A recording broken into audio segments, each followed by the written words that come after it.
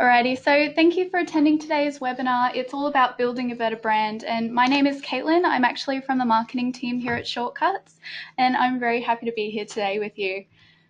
Alrighty. So first things first, just a quick couple of housekeeping rules. The duration of this webinar will go for about 30 minutes with a bit of question time included. My microphone is on, but everyone else has been automatically muted. So your speakers must be turned on to hear this webinar. And any questions will be taken either during the webinar or at the end using the chat box. So today you're going to learn what exactly a brand is and why it's more than just a logo. We're also going to chat about how to identify your ideal clients and also identify your top competitors. We're going to also chat about ways to pinpoint and morph your brand personality and a bit about what a brand personality actually is. And we're also going to chat about how to build your online brand with a few other tidbits included on the way. So what is a brand? I personally really love this definition. I think it sums up what a brand is quite well. And I think energy is the perfect way to sum up everything a brand as a business owner makes you feel and how it makes your clients feel. So a brand is the combined visual representation of your organization as well as the energy that surrounds it. And I really love that energy part of this definition in particular. So it's not just your business name or your logo. Your brand is a combination of so many elements and messages that all work together to help define you. So it's more than just a logo. Well, yeah, absolutely. So here we've got Evo, Youngblood, Moroccan Oil, American Crew, Uppercut, GHD, Dermalogica, and Kerastase. So a brand is absolutely more than just a logo. What do you see or feel when you look at these logos? So the emotions, ideas, and memories that you're likely thinking are things that have been evoked from the logo as it attaches to other elements of a brand. So if you look at the majority of these logos, you'll be able to see a pretty common thread, and that is they're simply just a font and they're pretty minimalistic at that. It's almost impossible to know what some of these brands stand for off their logo alone. So it's branding and compelling brand stories is what gives these logos an identity and brings them to life. And it all loops back to other elements such as social media and your marketing campaigns and the products themselves. So maybe you use Evo products, and so the logo is reminding you of running the product through a client's hair or one of their quirky campaigns that absolutely demands your attention every time. So let's have a quick look at Evo because honestly they are one of my favorite brands. As a marketer, I just think they are so clever and so engaging. And when it comes to branding, they have to be high on my list of favorites, to be honest, and I practically fangirl over some of their campaigns. But what exactly are they doing that is making their brand sing so much? Well, their quirkiness, unique style, strength, rebelliousness, or that tweaked point of view, I guess you could say, it shines through in everything they do. And you can see that even looking at their Instagram over here. There's quite a few quirky pictures, but when you look at them, it is so Evo. They know exactly who they are as a brand and they keep it consistent across every touch point they have with their customer, right down to the copy on their packaging. So Salty Dog here, if you read the copy, it's just a beach spray essentially, but it's give your hair that fresh from the beach malleability without having to deal with the hostile crowds and the riot police. Be windblown, be interesting, be that urban fisherman, you Salty Dog you. And I love that. That is just so them. It's kind of playful and fun, kind of cheeky, and exudes that relativeness. So for an everyday consumer, it is so easy to relate to them and their messages because that's the way they've positioned themselves as a brand. And it's very clear in one of their more recent campaigns, which is saving ordinary humans from themselves, which you can see in the ad on the left-hand side of the slide here. Alrighty. So I'm going to play a quick video for a second, and this is Evo's Saving Humans from Themselves marketing campaign video. It goes for about 1:30, and the key things I want you to watch out for here are the messages they are portraying. And a lot of them you probably could have guessed as it's touched on in so many other pieces of content that come out of their brand. So let's have a quick look. It's quite fun too. It's quite entertaining.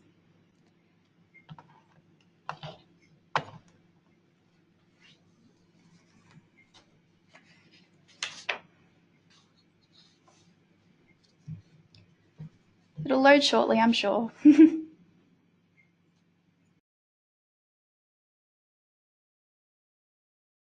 from the desire to shake up the hair industry status quo, Evo has grown from an Aussie upstart into a global movement of salons, stylists, and free thinkers. From humble beginnings to big ideas, the mission remains the same: saving ordinary humans from themselves. And this is how we do it. We stand for what we believe in. Honest products that respect people and the planet. We simplify. We demystify. We make products that are easy to understand and simple to use.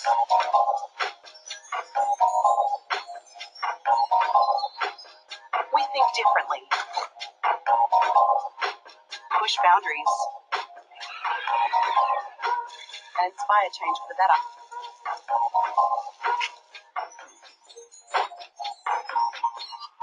We are serious,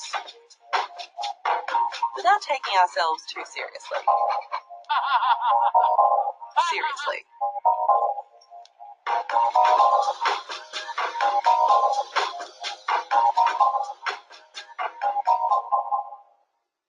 I love that campaign. I just think it's so clever. Alrighty, so let's chat about who your ideal clients are. So to be honest, you guys are probably much luckier than some other industries, as you get to have your clients sit right in front of you, sometimes for up to hours on end. And you get to have these big, long chats and establish these one-on-one relationships with your clients. And they probably reveal a lot about themselves as people. So honestly, use this to your advantage to learn exactly who your ideal client is and what attracts them to your business. So is it because you're an eco-conscious salon and that's something that they value as well? Or if you're a spa or clinic or barber as well, of course. Or do you exude a luxness in your branding that promises a high-end experience and that's something that they're looking for? Or do you have that grungy, edgy vibe that just exudes coolness and really draws your target market in? So also think about your new clients too, on their first and second visit in particular, and try and determine exactly what it is about your business that attracted them to you in the first place. And you should absolutely be asking, if you're not already, of course, asking them how they found out about you. And also it's okay to dig a little bit deeper and learn a bit more detail behind their decisions. So did they land on your website and see something that impressed them? Or were they drawn to your style, professionalism, your values? Excellent branding can absolutely mean the difference between a client choosing you over a competitor. And so it's so important to understand what your clients are looking for. And honestly, the majority of you would probably have a really good idea of that already. So then it comes to who the competition is. And this is another big factor. So I definitely recommend, if you haven't done so recently, maybe in the last year or so, conducting a bit of competitor analysis, and it's a lot more fun than it sounds. Essentially, you just need to check out the competition. You need to know what they're doing and offering and understand how you stand out. So look at other salons, spas, barbers, clinics around the area relative to your business, of course, and understand what they're doing. What kind of services do they offer? What are they charging? And what are they promising their clients? So if you're offering pretty similar services and prices, you're targeting similar clients, and you're based only a few streets away from each other, the thing your clients are going to be drawn to is that emotional element of your business, which is your brand. Your brand is your identity. It's the part of you your clients can connect with and relate to at times. So it definitely plays a factor in a customer's decision-making process. So let's chat a bit about your brand personality, and we're going to do a fun little exercise here for a minute. I want you to think about and write down 5 words that you think describes your brand. And describes your brand best, I should say. So while you jot down some of these words, I'm just going to chat a little bit more about brand personality. And a brand personality, look, it's essentially a way of relating and defining your brand as if they were a person or human. So it gives it that human element. These words help you then create a character. So here I've jotted down about 5 example words for the brand of just a made-up boutique salon focused on providing a high-end experience, and they strongly value creative and visionary work. So they love trying new techniques, and they love making their work shine brighter than all the rest. So you can use these words to help inform your mission statement. So I should say that you can see on the screen, but these words that I've surmised from this made-up brand is creative, they're eloquent, they're luxe, and they're visionary, and they have experience. So you can use these words to help inform your mission statement, which, look, if you didn't know already, it's a statement built up of about 1 to 2 sentences that accurately describes your brand and your business's mission. So it describes why you do what you do, which is important for everyone to know, and it's important for you to know that as well. So for instance, here it could be, we are a creative boutique salon dedicated to delivering an eloquent experience for our guests who simply need a luxurious moment to themselves. We are visionaries, we are creatives. So it's something that you don't necessarily need to broadcast out all over social media and whatnot. It's just something that you refer back to yourself when you want to define your brand. And if someone says, hey, tell me about your brand, just real quick, I've only got 2 seconds, this is what you could tell them. Alrighty, so this is a fun little wheel right here, and we're going to chat about it a little bit more. And I want you to keep the 5 words that you just came up with in your head then that defines your brand. And so let's have a look at this fun little chart. It's called the Wheel of Brand Personality Archetypes. And I guess it could look a little bit intimidating, but it's actually really quite simple, and it's a fun exercise to do as well. And the key thing to remember with this wheel is you're not going to fit into just one segment. Very rarely do brands fit into just one segment. You could dabble in about 2 or 3. And so as long as you know that, it's absolutely fine. So there's about 4 clear-cut segments here, as you can see. We've got personalities that provide structure, personalities that connect to others and each other, personalities that like to leave a mark, and we've also got personalities that like to go on spiritual journeys, I guess you could say. So just to give you an example of what some big brands and how they fit into this wheel. So we've got Disney as a magician down in the bottom right corner here. And you can definitely see that they have power and they leave a mark on their audience. Then Everyman brands is like IKEA. So over in the left here, Everyman belonging. And essentially you can totally see that. They're home goods for the everyday person. The Caregiver, which is just above the Everyman, is brands like Johnson's Baby Shampoo. And then Explorer, which is over on the right here in the purple segment, is brands like Jeep. So you probably had a bit of a, oh yeah, moment when I said all these brands, because you can absolutely see them fitting into these segments. And they are very clearly those brands. So they've been given that human element, which is easy to understand and relate to as a person. So for Jeep example, without the sense of adventure and freedom and exploration that its brand evokes, it really just becomes another car at the end of the day. And that's why this exercise is important. So if we go back to use maybe Evo as an example, I'd say they'd probably lie in the jester or joker segment down the bottom here, and also probably dabble a bit in the rebel segment as well. I'd say they're a bit of both. And look, it is all open for interpretation. There's no real clear-cut answer here. And that's branding in a nutshell. It's your perception of yourself. It's your client's perception of you. And it's all about morphing that perception to fit in a way that you see fit. So you can morph their perception of you by carefully curating the content that you put online or any other medium and ensure it captures your brand in a way that you want it to be seen. So it'd be great to know if you guys have found a particular segment in this wheel that you think you fit into. You can always pop it in the question box if you want to let me know. But I think it'd be really fun to know. Cool, moving on. So let's chat a bit about building an online brand. And we've been chatting quite a bit about branding and done a little bit of deep diving into identifying your brand. So let's chat about online brand for a second.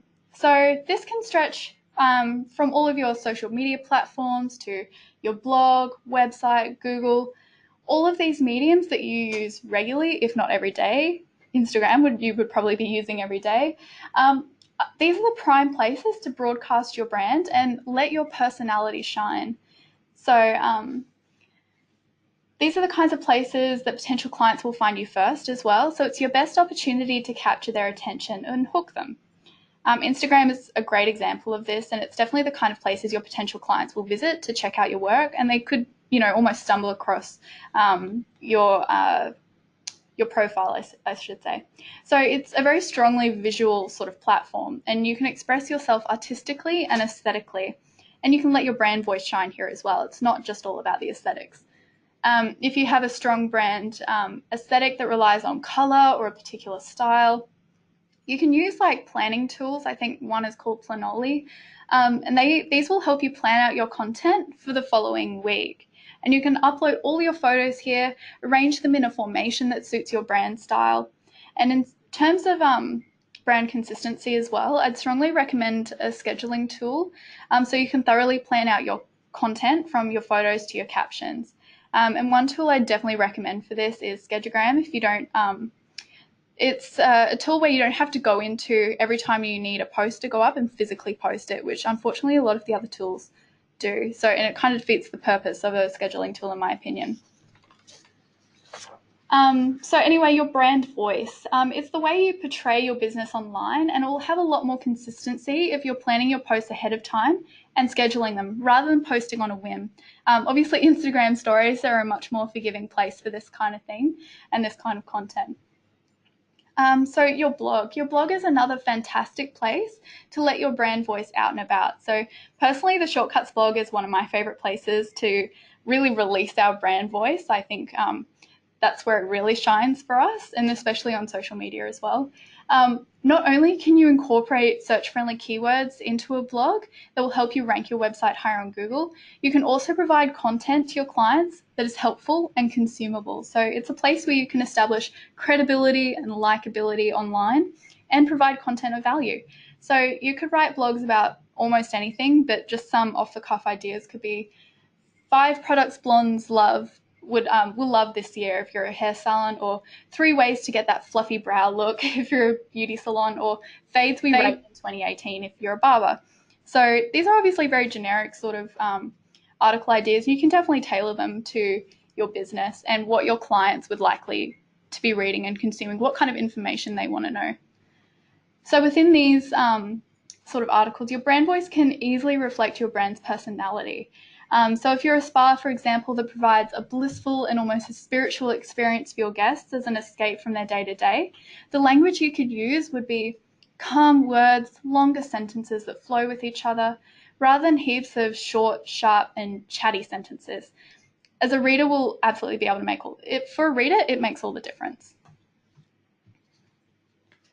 So let's chat about Google a little bit. Another piece of your online brand is Google, and Google is one of the first places your clients will turn to if they want to learn more about you. Local search is such a huge key player for you as a bricks and mortar business. So Google My Business is a pretty big powerhouse when it comes to your brand. And having a fully optimized Google My Business listing can help potential clients find you online when they search locally for a business in a particular suburb, so like hair salon New Farm, or they search for your business in particular. And so over on the right-hand side here, this is an example of a Google My Business listing. It's where your clients can call you directly, they can get directions to your salon, they can visit your website at the touch of the button, they can see where you are located on a map, they can see your opening and closing hours, and they can also see reviews from previous clients as well. So it's really helpful to have. So we actually launched a new service on Friday, which we are piloting, and it's for Google My Business.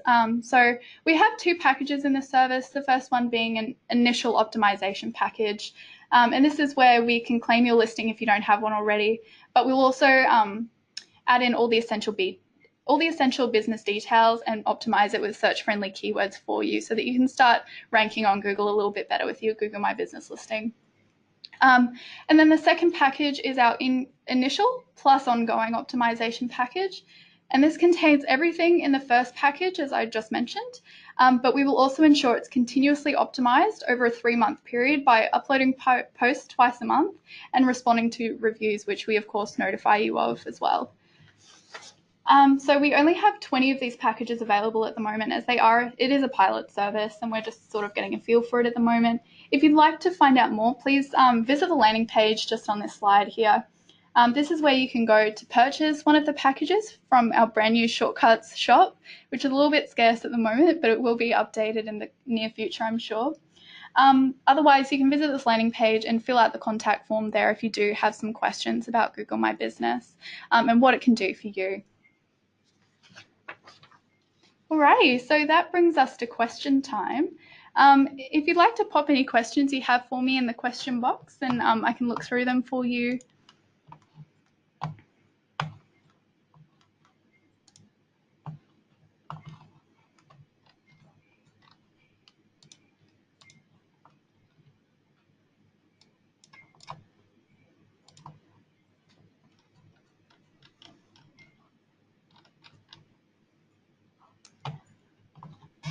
No questions, anyone? I'd love to answer.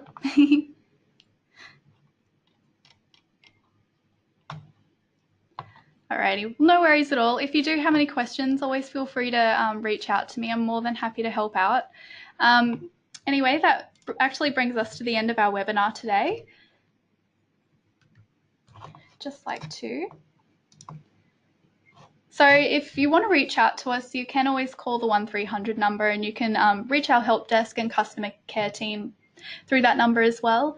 You can also visit our website at shortcuts.com.au. We have a learning centre as well available and it's got heaps of valuable content for you guys for your shortcut system. I just like to mention it in every webinar as it's a really helpful resource for you. If there's one tiny thing you want to know about shortcuts, the Learning Centre will probably have that information for you, and it's super helpful. Otherwise, thank you so much, everyone, for attending today. I've had a lot of fun doing this, and it's been a pleasure, absolutely. So thank you so much, and I'll see you next time. Bye.